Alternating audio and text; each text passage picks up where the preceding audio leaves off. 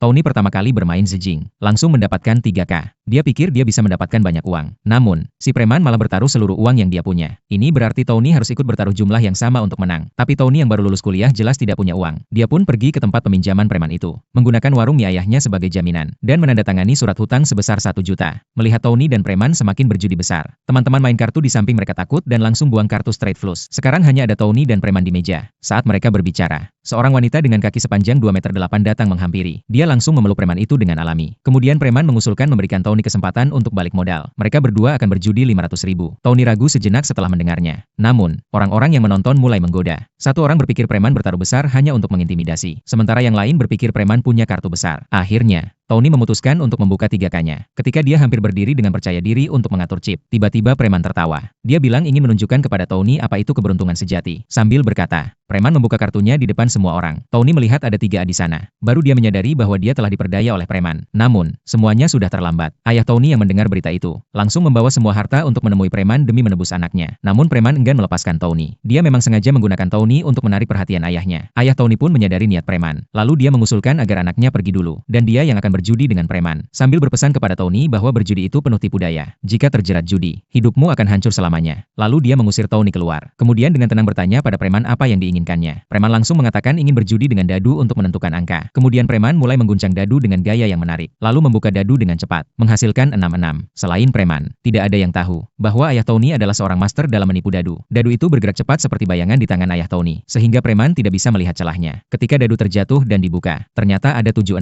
Preman kalah lagi dari ayah Tony. Dia sangat marah, karena ini adalah wilayahnya sendiri. Akhirnya, preman tidak peduli pada aturan, dan langsung menyuruh anak buahnya mematahkan tangan ayah Tony. Ketika ayah Tony dibawa kembali, dia sudah berubah menjadi abu. Dengan penuh kebencian, Tony memutuskan untuk menemui si pemabuk, untuk belajar cara menipu kartu. Karena dia adalah teman dekat ayah Tony, si pemabuk setuju untuk menerima Tony sebagai murid. Metode pengajarannya adalah membuat Tony mengikuti si raja judi, karena jika menipu, suatu saat pasti akan gagal. Sebenarnya penipu sejati tidak pernah menang di meja judi sendiri. Jadi, Tony mengikuti si raja judi dan menyaksikan semua tekniknya. Dia melihat seorang anak konglomerat kalah dari raja judi dengan kartu royang. Anak konglomerat yang tidak terima ingin melanjutkan permainan. Kali ini dia malah menaruh seorang gadis di meja judi, mengklaim gadis itu berhutang 40.000 padanya. Jika dia kalah, hutang gadis itu akan menjadi milik mereka. Namun, si raja judi jelas tidak tertarik pada gadis itu. Begitu gadis itu tidak punya nilai guna. Anak konglomerat memerintahkan anak buahnya untuk mengurus gadis itu. Melihat itu, Tony tidak tahan dan ingin membela gadis itu. Lalu si raja judi menyuruh Tony untuk berjudi sendiri. Karena Tony naik ke meja demi gadis itu, anak konglomerat langsung mengajukan taruhan. Jika Tony menang, hutang gadis itu akan terhapus. Jika dia kalah, uang Tony akan menjadi miliknya, dan Tony juga akan menjadi miliknya. Permainan pun dimulai. Tony pertama kali mengambil sebuah A.